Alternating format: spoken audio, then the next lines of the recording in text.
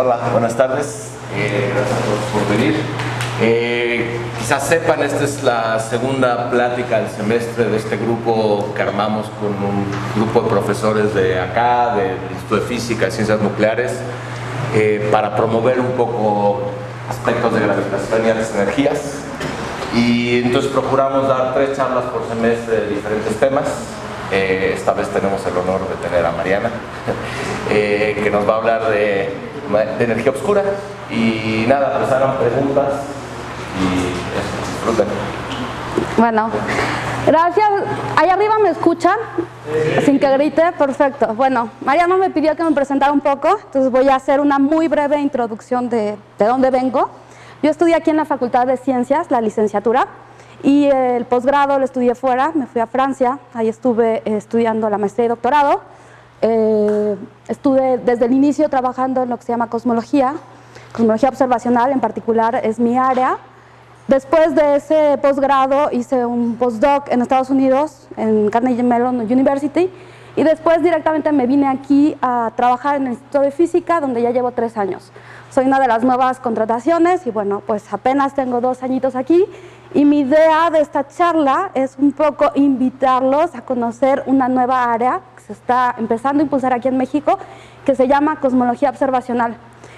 Sí quiero enfatizar esto porque es un área que no existían cursos antes aquí en la facultad, entonces si alguna vez ven un curso de cosmología observacional, ya van a saber de qué se trata y si les interesa, pues esa es la idea de este tipo de seminarios y me da mucho gusto que ustedes los estén pues organizando. La charla del día de hoy está acerca de la energía oscura y yo creo que pues se ve que es un tema que parece interesar a mucha gente. Vamos a ver si al final de la charla siguen interesados en la energía oscura. La energía oscura es una de las incógnitas más importantes de la cosmología moderna. Entonces es una pregunta abierta, sabemos muy poco de la energía oscura y lo que voy a intentar hacer a lo largo de esta plática es desarrollar 3 ejes. El primero es convencerlos de las evidencias que tenemos de esta energía oscura.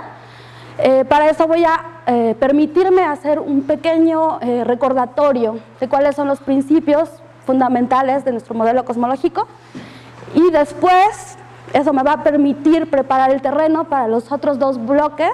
El segundo bloque es explicarles cuáles son las perspectivas teóricas que se han seguido para intentar explicar esta energía oscura. Ahí me voy a pasar un ratito con una exploración bastante superficial del asunto, pero bueno, suficiente para que ustedes tengan una idea. Y en el tercer bloque voy a pasar a cómo podemos utilizar las observaciones para acotar, para entender, para ver qué modelo de todos esos que les voy a presentar describe mejor las observaciones y entonces aprender algo sobre la energía oscura. Este último paso es muy importante porque obviamente si no tenemos ninguna observación con qué comparar, no tendríamos ninguna forma de determinar cuál es el modelo que describe a esta energía oscura. Entonces este último paso va a ser fundamental para poder determinar la naturaleza de la energía oscura. Voy a empezar con el primer bloque que es muy desafortunado que no se vea, pero es evidencias de la energía oscura. Muchos de ustedes habrán escuchado, es algo que se ha dicho mucho a nivel de divulgación, la primera evidencia contundente de la existencia de la energía oscura es las observaciones de supernovas que se dieron al final de los 90. Lo que pasó es 2 grupos experimentales observacionales diferentes midieron de forma independiente un conjunto de supernovas, que son estos objetos muy brillantes, explosiones de estrellas antes de morirse, que se ven a muy grandes distancias. Una gran distancia en cosmología significa que estamos viendo un evento que no ocurrió ahorita, sino un evento que ocurrió en el pasado. Entonces estamos aprendiendo del pasado, de cuando estos objetos explotaron. Y entonces estas observaciones de estas supernovas lo que nos dijeron es que midiendo un montón de estos objetos y viendo a qué distancia se encontramos que la luminosidad de dichos objetos era muchísimo más débil que lo que podíamos predecir asumiendo un modelo que únicamente tenía la materia que conocemos. Entonces, obviamente, eso llevó a la conclusión de que estos objetos estaban mucho más lejos de lo que nosotros suponíamos que estaban y eso quería decir que el universo se había expandido de forma acelerada. y esa fue pues la primera vez que se empezó a hablar de forma muy seria de la energía oscura, a pesar de que ya había indicios de que era necesario agregar algo nuevo al modelo para explicar las observaciones.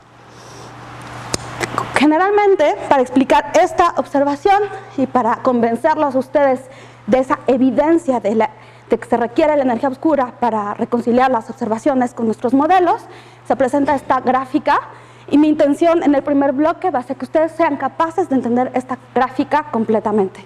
Entonces voy a empezar haciendo un recordatorio de los supuestos sobre los cuales se basa el modelo cosmológico moderno. Podemos resumir estos supuestos en 3 supuestos. El primer supuesto es el principio cosmológico. El principio cosmológico que nos dice que el universo es homogéneo e isotrópico. ¿Qué quiere decir homogéneo?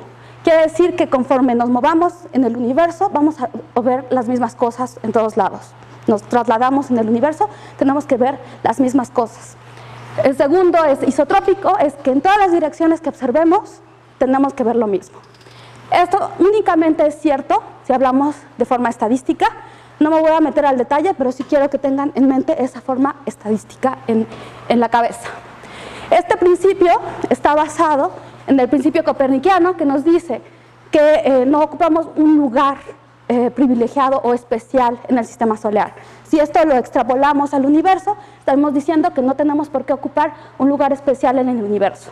Si a eso le agregamos nuestras observaciones que tenemos disponibles, tenemos una prueba muy robusta de que nuestro universo es bastante isotrópico. ¿Cuál es la prueba? La primera prueba que tenemos de esta isotropía viene de la radiación cósmica de fondo. Esta radiación cósmica de fondo es una radiación que fue emitida en el universo muy temprano, cuando era hace muchísimo tiempo. En este momento en que el plasma, donde estaban los bariones interactuando con los fotones, debido a la expansión se enfría, los fotones dejan de tener energía suficiente para interactuar con estos bariones y entonces dejan de arrancar los electrones de los átomos, se empiezan a formar los átomos. En ese momento esos fotones dejan de interactuar con la materia y entonces viajan directamente hacia nosotros, hacia nuestros telescopios.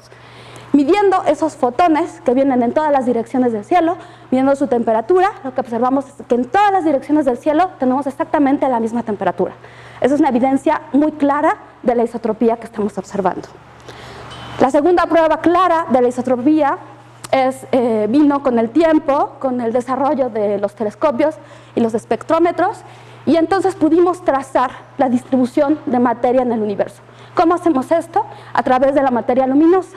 Entonces lo que hacemos es medir los espectros de millones de galaxias y con eso estamos trazando la distribución de materia en el universo. Este es un video con datos reales. Cada punto es una galaxia que ha sido medida, del cual tenemos un espectro y podemos determinar esa distribución en 3 dimensiones que nos permite trazar cómo la materia se distribuye en el universo. Y si vemos las estructuras, vamos a ver que es isotrópica en todas las direcciones y además a lo largo del redshift que estamos cubriendo es homogénea. Entonces aquí tenemos las 2 evidencias del primer supuesto de nuestro modelo cosmológico. Segundo supuesto. El segundo supuesto es, por supuesto, la relatividad general. Esta teoría súper exitosa fue publicada en 1900 y cachito por Albert Einstein.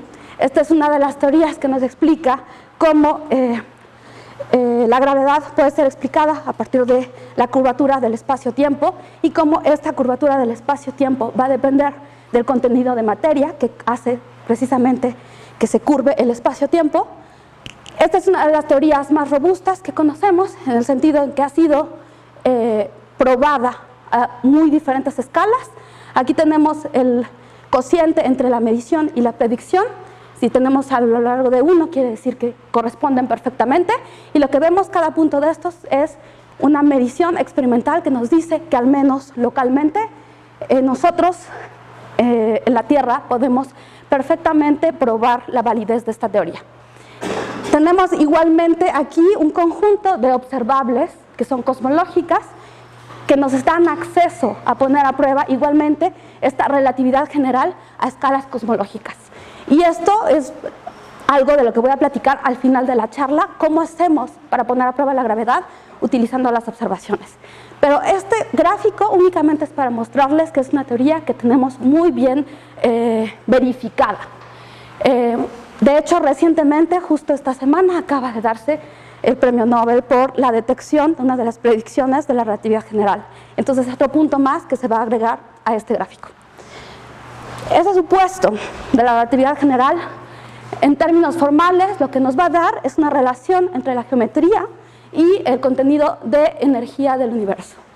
El contenido de energía energético del universo va a estar completamente contenido en este tensor, que es el tensor de energía-momento, y en la parte izquierda vamos a tener toda la información de la geometría. Entonces, lo que está haciendo este conjunto de ecuaciones es describir cómo la geometría está determinada por este contenido energético del universo.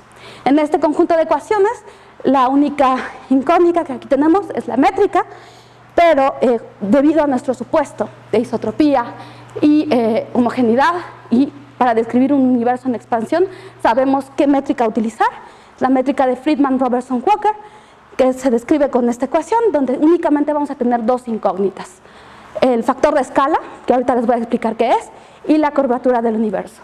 La curvatura del universo nos va a decir la geometría que tiene nuestro universo.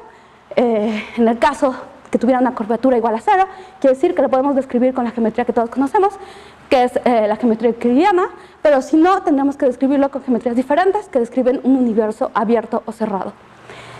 En cuanto al factor de escala, el factor de escala es un factor adimensional que va a absorber toda la información de la expansión del universo. ¿Qué quiere decir con esto? Que a nosotros nos va a gustar trabajar, así como en esta grid que tenemos aquí, en esta rejilla, en coordenadas con móviles, que se van a sustraer de la expansión del universo, y entonces la separación entre mi persona y esa mesa, que son tres cuadritos, se va a mantener aún cuando el universo se expanda.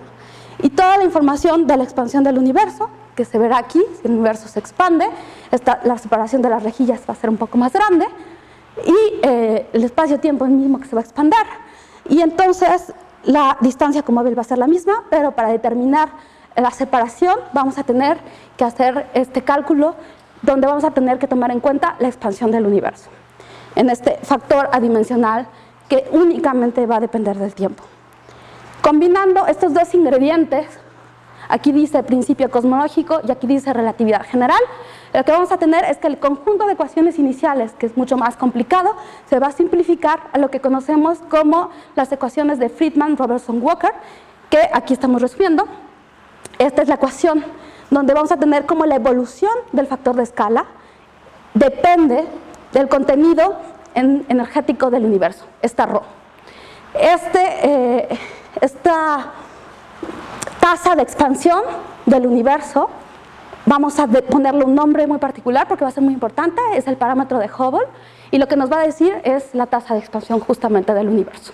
Y esta tasa de expansión del universo va a depender del contenido energético del universo. Entonces viene nuestro tercer supuesto. ¿Qué es lo que tiene el universo?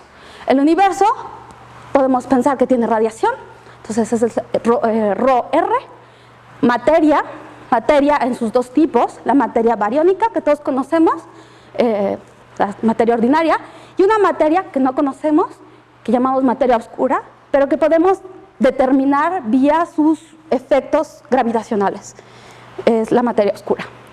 Tomando todos estos en cuenta, nosotros ya tendríamos nuestro recuento total de lo que contiene el universo, y lo que nos vamos a dar cuenta es que vamos a tener que agregar algo extra para poder explicar esta aceleración cósmica.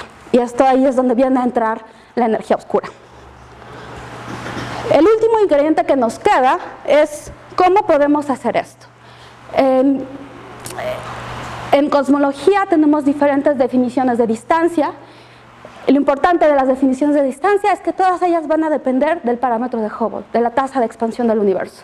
Y esta tasa de expansión del universo, como ya vimos, depende del contenido energético del universo.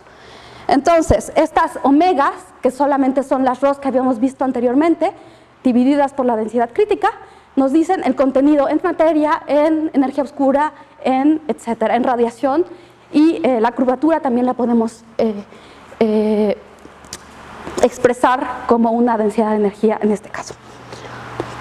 Entonces lo que nos dice esta ecuación es que las distancias en cosmología dependen del contenido energético del universo, y entonces, en particular, midiendo distancias, podemos determinar cuál es la cosmología que está detrás de nuestro universo. Aquí en este plot, la diferencia entre diferentes líneas son diferentes formas de medir distancias en cosmología, y en particular, la diferencia entre dos tipos de línea del mismo color nos dice una distancia calculada para dos modelos cosmológicos diferentes. En este caso, tenemos uno con lambda CDM, con energía oscura, y otro que no contiene esa componente adicional, y vemos como las distancias son muy diferentes. Ahora sí ya tenemos todos los ingredientes para entender el plot, la gráfica de la evidencia de la necesidad de meter esta energía oscura para explicar la aceleración cósmica, y estos conjuntos de puntos son las mediciones de la distancia luminosidad de las supernovas que les estaba hablando, y estos diferentes colores nos indican diferentes modelos que están tratando de hacer el mejor ajuste a lo que estamos observando. Y lo que vamos a ver es que el mejor ajuste se va a lograr, y únicamente se va a lograr, agregando una componente energética adicional, la famosa lambda, y esta gráfica nos está diciendo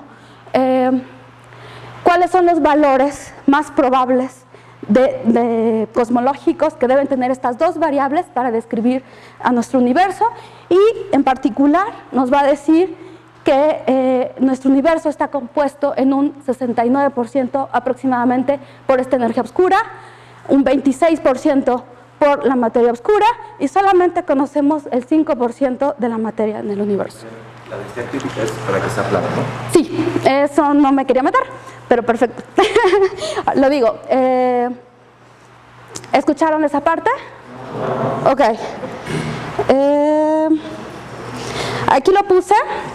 El cambio en la notación, vieron que de la lámina anterior a esta cambié de ρ a omega. La diferencia es que esta omega está definida como ρ entre la ρ crítica, y ρ crítica es la densidad que se requiere para un universo plano.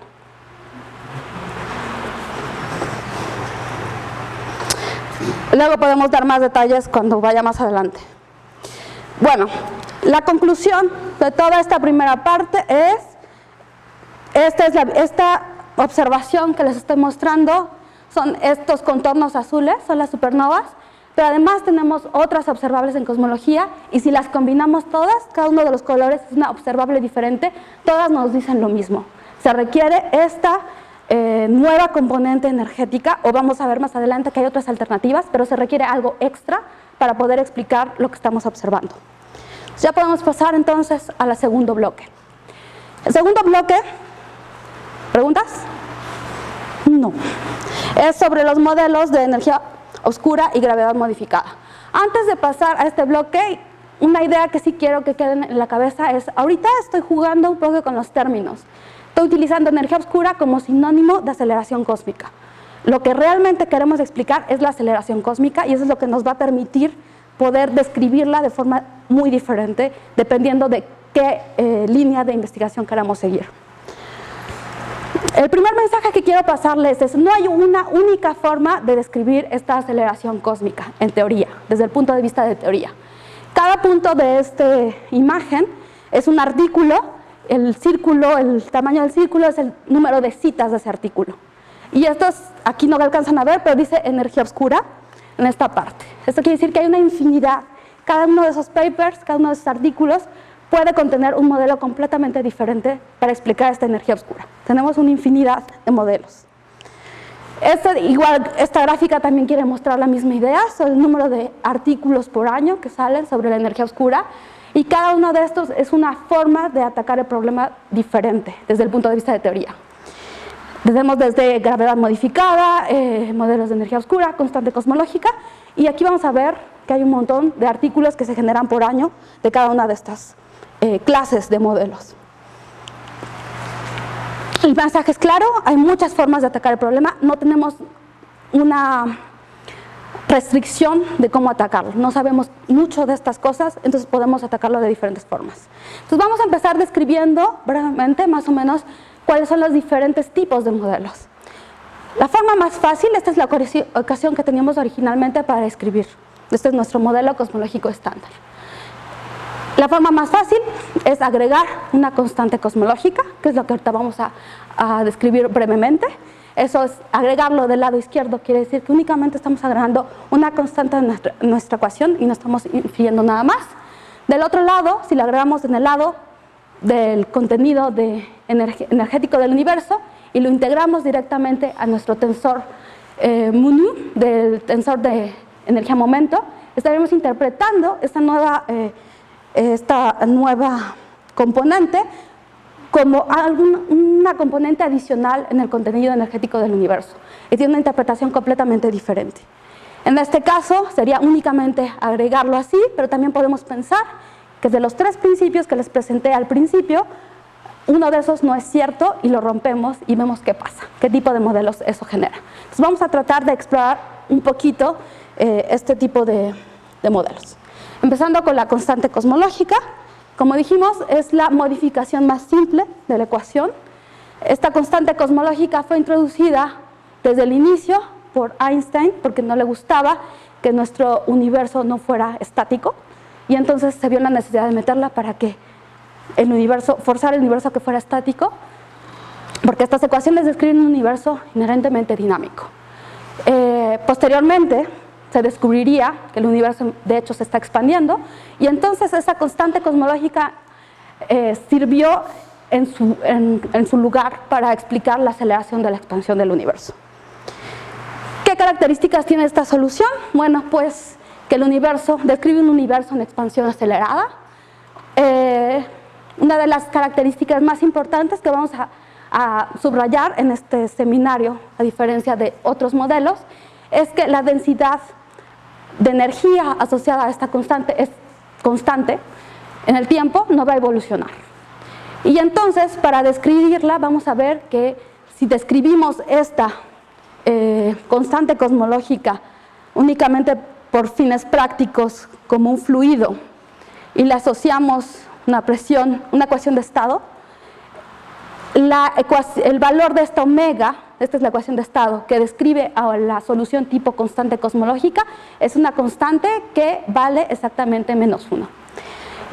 ¿Por qué les quiero explicar esto? Porque eso nos va a permitir acceder a la información de esta gráfica que nos conjunta todas las observaciones y nos dice, lo que nos dicen las observaciones es que el valor que las observaciones dicen que es la de nuestro universo es igual a -1, es decir, una constante cosmológica.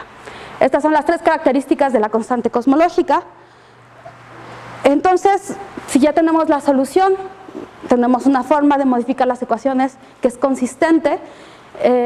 Además, podemos encontrar el valor con las observaciones. ¿Cuál es el problema? Utilizar esta solución como constante cosmológica.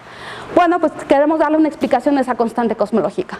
Y podemos intentar asociarla, y es lo que han hecho muchos autores, con la energía del vacío.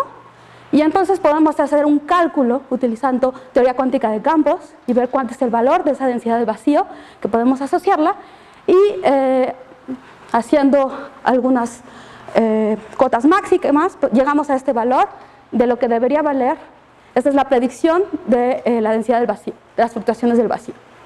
Ahora lo que podemos hacer es compararlo con lo que medimos observacionalmente. Entonces tomamos la expansión del universo que estamos midiendo actualmente y entonces hacemos el cálculo y este es el número que obtenemos.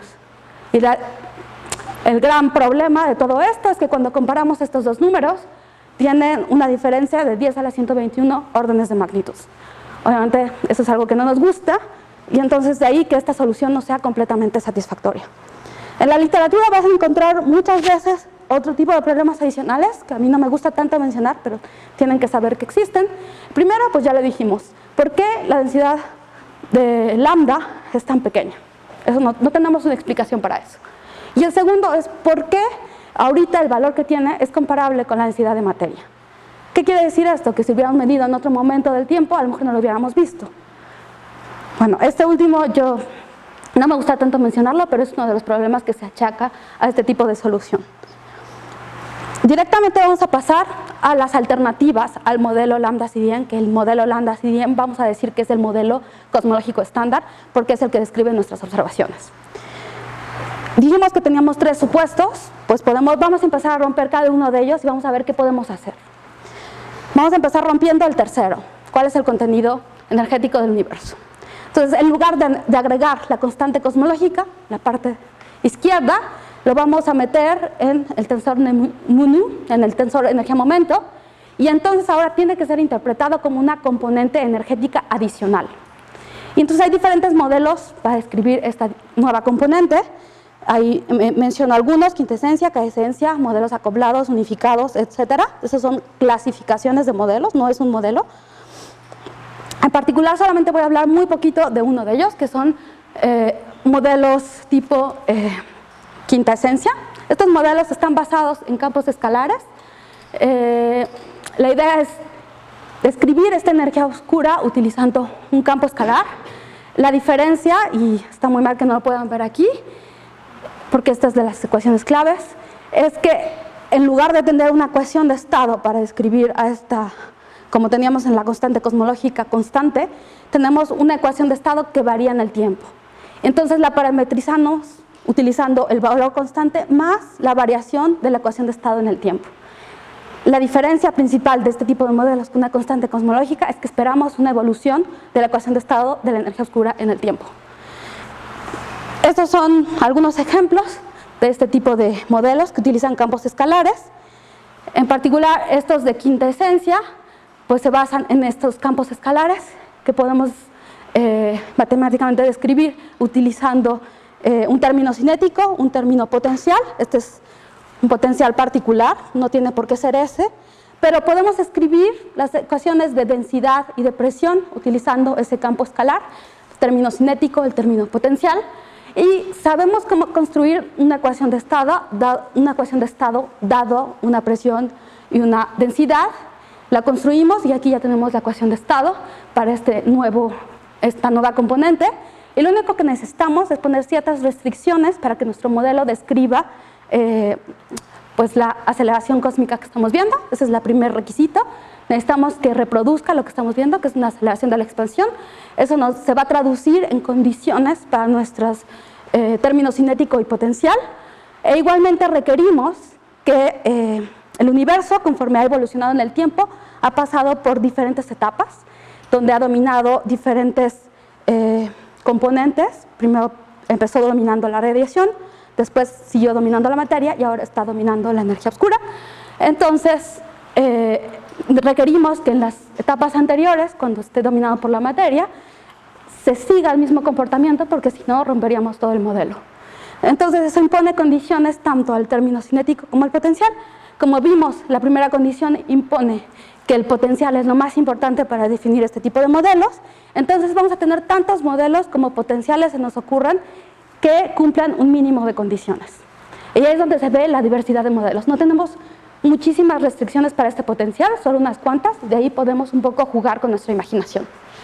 Hay una clasificación que suele encontrarse en los artículos, que es bastante genérica, que tiene que ver con la forma de ese potencial. No me importa el detalle de esta descripción, simplemente me permite mostrarles cómo esas diferentes potenciales podemos mapear su comportamiento a este plano de parámetros, donde hay un factor constante de la ecuación de estado de la energía oscura y un factor que varía en el tiempo, que es cómo varía la ecuación de estado en el tiempo. Y entonces nuestros modelos los vamos a mapear a este espacio de parámetros y vamos a ir a las observaciones y vamos a ver de este espacio de parámetros cuáles son las regiones permitidas para que nosotros podamos acotar a la vez nuestros modelos. Esa es la forma como funciona. No voy a seguir más en este tipo de modelos, simplemente es para darles una idea del tipo de modelos que se utilizan para modelar esta energía oscura. Pasando al siguiente bloque de modelos, tendríamos que ahora, en lugar de romper el contenido energético del universo, decimos no se requiere agregar nada nuevo, nada que no conozcamos. Lo que pasa es que lo que no funciona es la relatividad general, y eso tenemos que cambiarlo. Y entonces, en lugar de cambiar este lado de la ecuación, vamos a cambiar esta forma. ¿Y qué es lo que vamos a buscar? Pues hay una infinidad de formas de cambiar la parte de la gravedad, evidentemente. Esta es toda una jungla de modelos que yo no estoy segura de conocer. Y bueno, vamos a ver que es muy complicado. Tampoco vamos a ir uno por uno probándolo. Les voy a dar un ejemplo de un tipo de modelos que se están poniendo a prueba justamente ahora, unos se llaman modelos tipo FDR. La principal diferencia es que en lugar de utilizar, bueno, estos modelos son extensiones de relatividad general. Como les dije al principio, la relatividad general es algo que tenemos muy probado a escalas locales. Entonces, a escalas locales tenemos que recuperar relatividad general. Eso impone ciertas restricciones, pero podemos extender el modelo, y la acción que describe relatividad general es esta. En lugar de utilizar funciones del escalar de Ricci, vamos a utilizar funciones más complicadas de este escalar. No hay nada que nos impida hacerlo. En particular, en la literatura se utiliza mucho este tipo de modelos, y la idea de este tipo de modelos es que estos nuevos términos que se agregan a las ecuaciones van a generar una especie de quinta fuerza, y lo que tenemos que hacer con esa quinta fuerza es que a nuestras escalas locales no cambien nuestras predicciones de GR, porque ya sabemos que eso sí funciona, pero a escalas más grandes esa fuerza sea más importante. Esta flecha indica la fuerza, y entonces a escalas más grandes, donde todo está más diluido, donde la densidad es menor, esta fuerza predomina, pero a escalas locales, donde todo está más denso, esta fuerza está completamente suprimida. Entonces, todos estos modelos vienen con mecanismos que se llaman de apantallamiento, que justamente nos permiten recuperar relatividad general a escalas locales. Aquí es una muestra, espero que puedan ver algo. Son diferentes rebanadas de simulaciones donde se compara relatividad general, es la primera, y voy a empezar a cambiar a otros modelos de gravedad modificada, y van a ver cómo la estructura cambia. ¿Lo ven? Ok, ahí se ve, eso sí lo vieron. Bueno, conforme estoy avanzando, estoy alejándome más. Esa es relatividad general. Me alejo un poquito, me alejo más, me alejo más, me alejo más, me alejo más, y ya. ¿Ok? Obviamente es muy sutil. O sea, tenemos un montón de observables que son completamente consistentes con nuestro modelo cosmológico estándar. Entonces, modificarlo tiene que aún darnos lo que nos da el modelo cosmológico estándar con constante cosmológica. Entonces, bueno, ese es un poco una ilustración. Pasamos con ese tipo de modelos. El último tipo de modelos que voy a platicar, y este va a ser menos que platicado, es cuando queremos romper el principio cosmológico. En este caso, ¿qué dijimos? Pues que el universo es homogéneo e isotrópico. ¿Y qué pasa si el universo no es homogéneo? Entonces, este es nuestro superuniverso homogéneo, y este es nuestro universo observable. Entonces, lo que estamos diciendo en este tipo de modelos es, ¿qué tal si nosotros estamos en un lugar especial de nuestro universo? Particularmente nos tocó vivir en una región que se conoce como vacío, void, menos densa. Entonces, eso explicaría por qué estamos viendo una aceleración de la expansión del universo. Pero bueno, si estuviéramos viviendo en otro lugar de este universo, en una sobredensa, veríamos otra cosa. Entonces, hay todo un formalismo para explicar este tipo de modelos. Es muchísimo más complicado porque, como vieron, las ecuaciones se simplifican mucho al utilizar esta métrica que considera que el universo es homogéneo e isotrópico. Si cambiamos esto, cambia un poco las cosas. Y bueno, estos modelos no han llegado a evolucionar suficiente como para poder hacer las predicciones en todas las observables que tenemos, pero en particular pues tienen dificultades para describir algunas de las observaciones que tenemos, lo cual no quiere decir que estén excluidos, simplemente puede ser que se requiera más trabajo, pero bueno, es una alternativa. Hay otro tipo de modelos que yo no estoy tratando, que explican esto agregando dimensiones extra. Eso a lo mejor tú eres el experto en el tema, seguramente les podrás platicar de esto, pero bueno, esta sería otra alternativa. Entonces regresamos al punto inicial. Tenemos un arsenal de modelos infinito, bueno, no es infinito, pero hay muchísimos. Queremos utilizar nuestras observaciones para ver cuál de esos es el bueno. No tenemos ningún hint teórico que nos diga que uno es mejor que otro. Entonces vamos a utilizar una forma de atacar el problema que llamamos fenomenológico. ¿Qué quiere decir? Todos los modelos los vamos a traer a un plano y vamos a parametrizar el problema de alguna forma con un conjunto de parámetros, y vamos a tratar de acotar esos parámetros con las observaciones, y al final igualmente los teóricos tienen que agarrar su modelo y aterrizarlo a esas parametrizaciones para ver si su modelo pasa la prueba o no la pasa. Nos interesa que pase la prueba porque al final lo que queremos es que nuestro modelo describa el universo. Entonces, si no pasa la prueba, pues no funciona. Lo que hacemos es muy simple, porque sabemos muy poco de la energía oscura, de la aceleración cósmica, etc. Entonces, lo que vamos a hacer es describir el problema como generado por una... vamos a describir esta aceleración cósmica como generada por este fluido, una nueva componente que podemos describir como un fluido perfecto con esta ecuación de estado. Y entonces, esta ecuación de estado tiene que tener ciertas condiciones para describir una aceleración de la expansión, que impone condiciones sobre este parámetro omega de la ecuación de estado de la energía oscura. Y luego vamos a hacer una pregunta muy simple. ¿Nuestro modelo es estático, es constante o evoluciona en el tiempo? ¿Qué es lo que tenemos? Si es constante en el tiempo, es muy fácil, es una constante cosmológica y luego tenemos que ver cómo explicamos eso.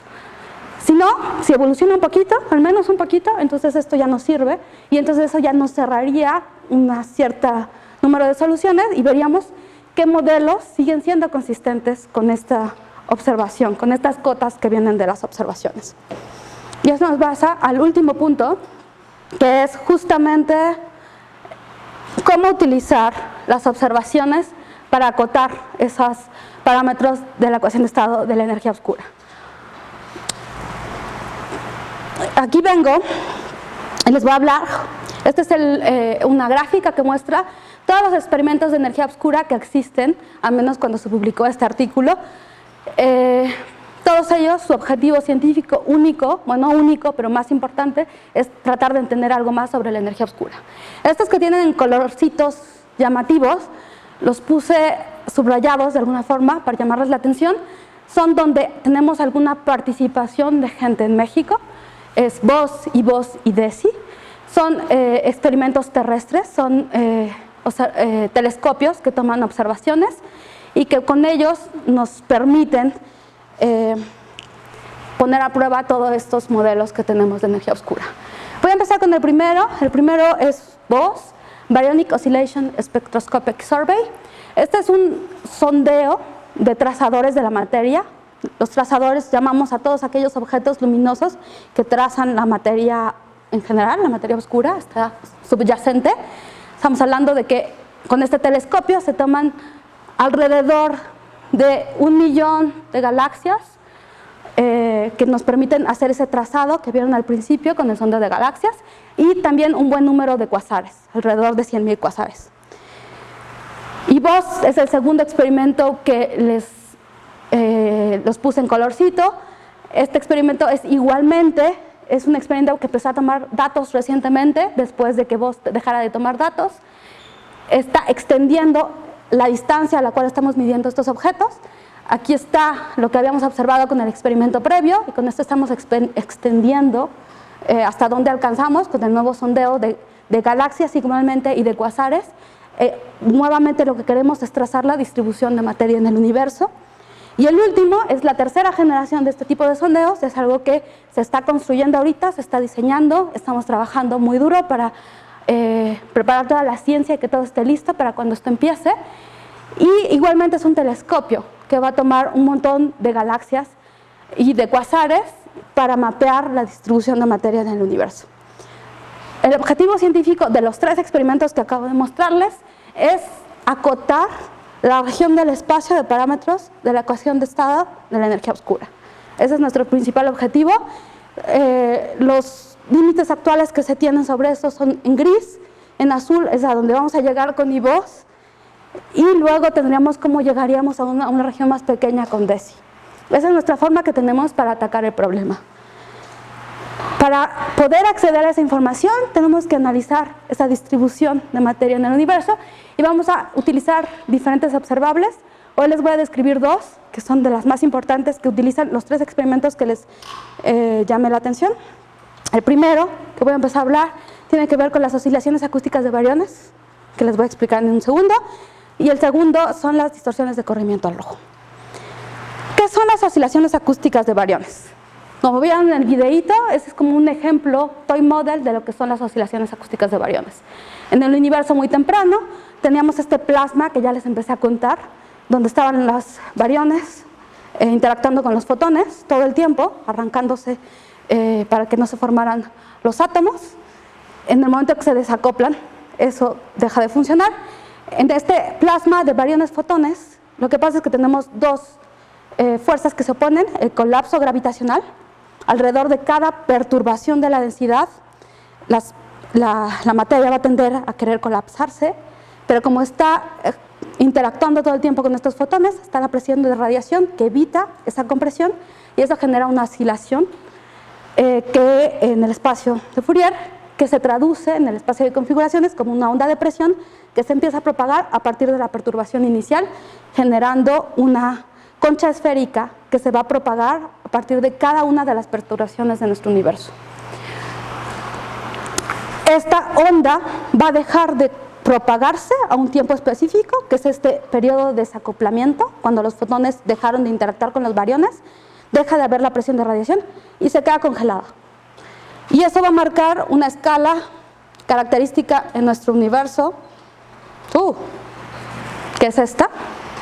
Lo que vamos a ver es una descripción de cómo la distribución de materia va a trazar esa escala que fue impresa en ese universo temprano. Lo que les describí tenía que ver con una sola onda que se propaga a partir de cada perturbación, pero lo que tenemos como condiciones iniciales de nuestro universo es que hay muchísimas perturbaciones, entonces alrededor de cada perturbación se generó esta onda y se generó toda esta superposición de ondas, y entonces lo que se generó al final es una escala que está impresa no como lo vemos aquí, sino de forma estadística. O sea, en esa distribución de galaxias que les mostré hace rato, tenemos una escala característica. Y la forma de encontrarla es haciendo análisis estadísticos, en particular la función de correlación, que nos muestra aquí. Esa escala característica se va a manifestar como un pico o una escala dada. Y vamos a utilizar esta escala como una regla estándar, es decir, vamos a tracear, a mapear cómo la expansión del universo cambia el tamaño característico de una escala que nosotros conocemos de primeros principios. Sabemos su valor intrínseco y vamos a mapear su tamaño aparente a diferentes tiempos y eso nos va a permitir mapear la expansión del universo. Al mapear esa expansión del universo, estamos intrínsecamente investigando el contenido energético del universo, en particular la contribución de la energía oscura.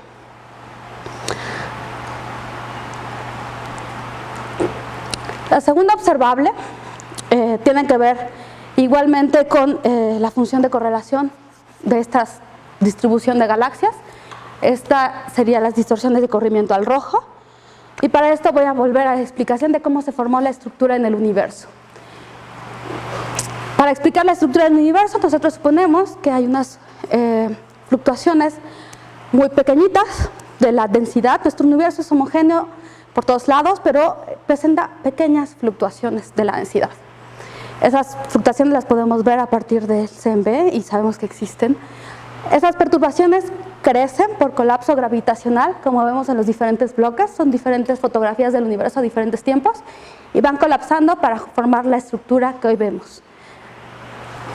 Para describir ese crecimiento de las fluctuaciones de densidad, podemos utilizar primera aproximación para ver un poco cómo funciona teoría lineal, de ahí podemos definir un factor de crecimiento de esa estructura, y esa forma en que crece la estructura va a estar completamente determinada por la cosmología subyacente.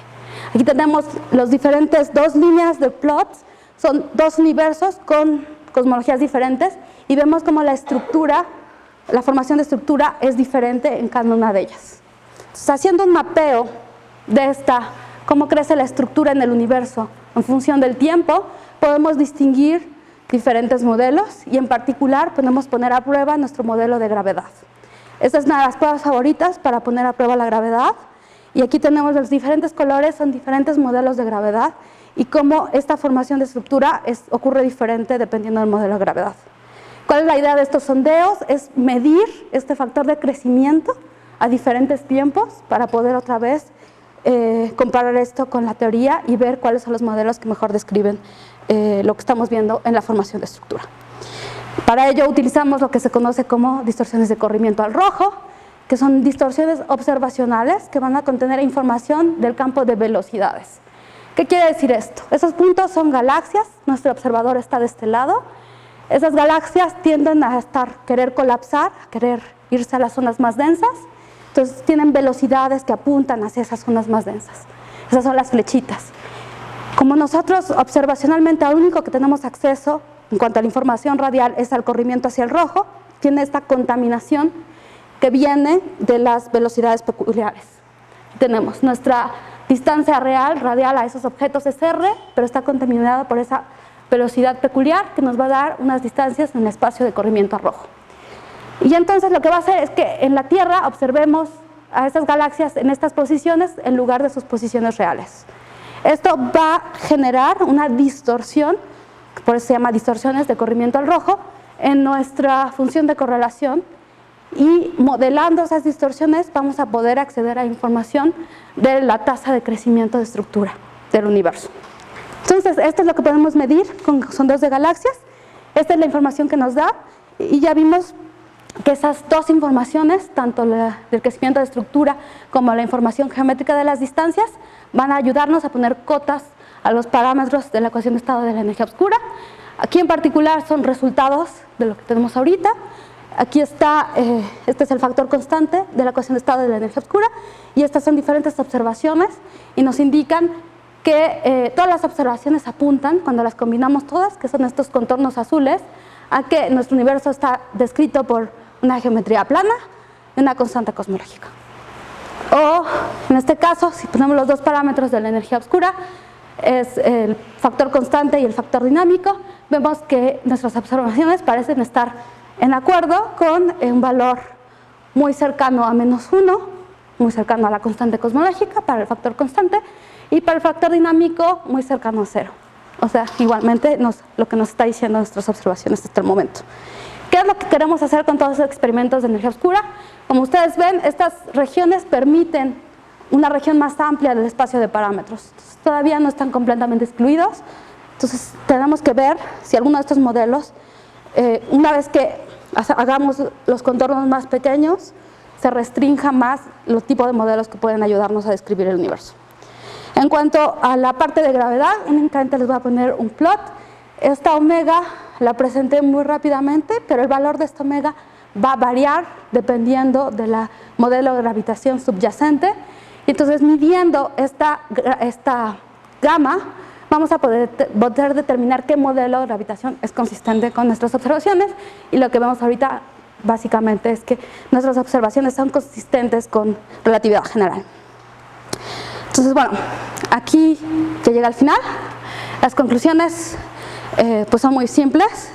Voy a agarrar esta frase de uno de los jefes de estos experimentos, la voy a traducir para que sea más fácil. Entonces, bueno, pues gracias por su atención. Eso es todo.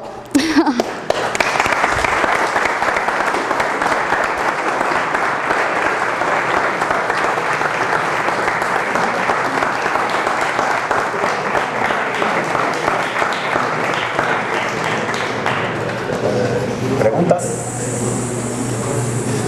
Antes de las preguntas viene el mensaje de promoción, que si quieren unirse al lado oscuro son bienvenidos. ¿Nadie? Ninguna pregunta, ¿cómo que no?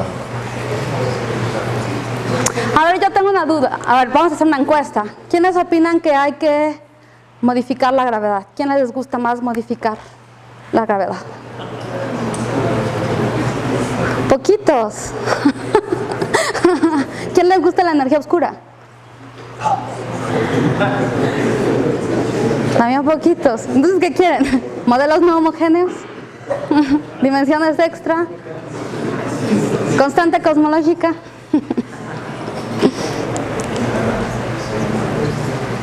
¿Nadie? Entonces, ¿seguros? Aprovechen y pregunten. Tú ya hiciste las distancias, entonces ya. Acá. Ya puedes hacer el siguiente paso. ¿Qué es eso de las dimensiones extra? Ah, para ti. Hay que pedirle una charla sobre Exacto, Saúl. Don Saúl. Una del corrimiento al rojo que mencionaste, que las cosas se van hacia un punto de densidad.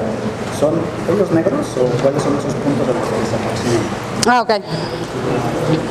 Ahí. Eso es. Estos. Sí, mira, esto lo pasé muy rápido. Un punto clave aquí es, nosotros tenemos acceso a tres informaciones. La posición angular en el cielo y para la parte radial utilizamos el espectro. Utilizando el espectro podemos hacer un ajuste para ver cuál es el corrimiento al rojo de ese espectro que nos da la distancia. Pero esa distancia que medimos es esta S. Está contaminada por la velocidad. Y entonces, si el objeto está cayendo, o sea, una sobredensidad, o alejándose, vamos a ver el objeto un poquito más allá, un poco más acá. Y eso va a distorsionar nuestra función de correlación. Entonces, de ahí viene la información. ¿Alguna otra pregunta? Ya. ¿Por qué dice que aunque se expone el universo la densidad? Ok. Ese gráfico probablemente no lo tengo.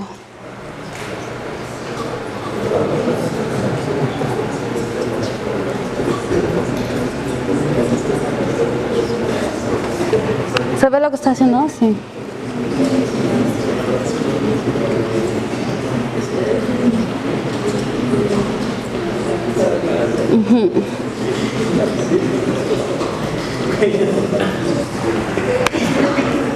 O sea, lo que tenemos es, para poder describir las observaciones necesitamos que ese término ahorita sea constante. Si queremos interpretarlo como una densidad de energía, implicaría que a diferencia de la materia y la radiación, no se diluye. O sea, en la materia y la radiación, conforme se expande el universo, la densidad se diluye. En este caso no. No sabemos cómo explicar eso, si fuera una componente extra, eso es parte de lo que queremos explicar, pero tiene que ser constante en el caso de que esta ecuación de estado no evolucione en el tiempo. Ojo, no hemos dicho que no evoluciona aún en el tiempo. Hasta ahorita no evoluciona. Es como una restricción. Si interpretamos las observaciones utilizando un modelo de energía oscura que tiene una dinámica. Pero al final lo estamos metiendo como constante cosmológica, no tienes que interpretarlo así, simplemente puedes decir es un valor que hay que agregar, que lo calibramos con las observaciones y ya está. O sea, no hay nada que te obligue a darle esa explicación.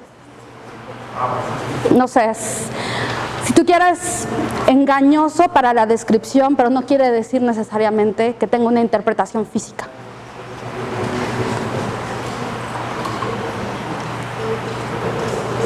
¿Existe alguna relación entre la energía oscura y los pares partícula-antipartícula? No que yo sepa. Una solución muy fácil.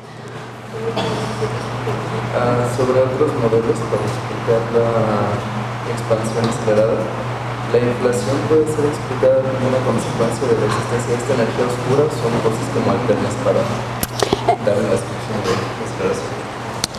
Es curioso. O sea, si utilizamos esta explicación de los campos escalares, cuando estudias inflación vas a ver que un poco el formalismo también se ocupa un campo escalar para explicar lo mismo. Hay modelos que han intentado unificar ambos. Que yo sepa, no hay ninguna conclusión al respecto, pero formalmente están utilizando el mismo objeto, un campo escalar. Entonces no hay una restricción formal para decir no tienen nada que ver. Es diferente el tipo de fenomenología que quieres describir. Entonces en este caso muy particular, las condiciones que impones al campo escalar son diferentes de las que pondrías en inflación, pero algunas van a coincidir. O sea, el potencial también tiene que ser suave, por ejemplo, pero no todo tiene que ser igual. Entonces no hay una respuesta al respecto. Podrían estar, podrían no estar. La inflación también es un punto abierto. ¿Alguna otra pregunta? Me quedó duda. O sea, entonces dice que mientras el universo se expande, las necesidades siguen igual, ¿no? ¿De qué? En el caso de constante cosmológica. De la energía oscura y todo eso. En el caso de la energía oscura, eso no lo dije con todas sus palabras. La principal diferencia de describir esta aceleración cósmica como una constante cosmológica o como una energía oscura es que en este caso de la energía oscura estamos permitiendo una evolución en el tiempo de la ecuación de estado. Por lo tanto, la energía no es constante. La energía asociada a esta energía oscura no es constante. No puede ser muy diferente porque tenemos la observación ahorita de que es muy cercana, o sea, es consistente con -1. Pero hay una barra de error todavía. No es constante con cierta barra de error, pero podría ser ligeramente diferente. Y si tenemos modelos, eso tampoco lo dije, los modelos que se utilizan para describir a la energía oscura, todos convergen en que ahorita, o sea, tienen que converger a una constante cosmológica ahora. La diferencia entre diferentes modelos es si se van a alejar de esa constante cosmológica o se van acercando a esa constante cosmológica. Pero ahorita tienen que ser consistentes con una constante cosmológica con cierto margen de error, porque eso es lo que vemos.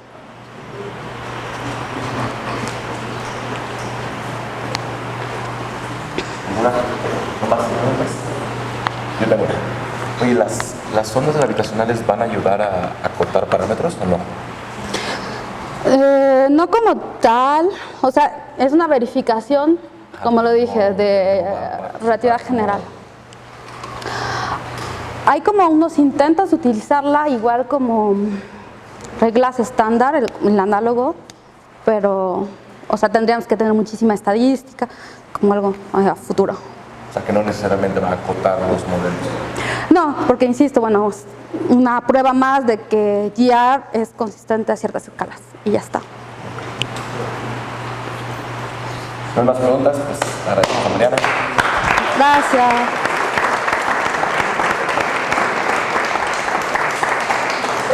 Gracias. Muy buena. Hay muchas preguntas muy difíciles.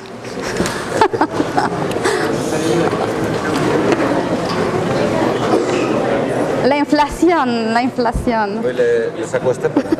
Sí, por favor. Me surgió otra duda, ahorita que... Sí, dime. Sí, o sea, no cortan parámetros, pero se supone que... O sea, las ondas gravitacionales no tendrían que comportarse de distinta manera según el tipo de forma en la que describas la energía oscura o en todo caso inflación o algo de ese estilo. O sea, porque aunque todos convergen, digamos, a un valor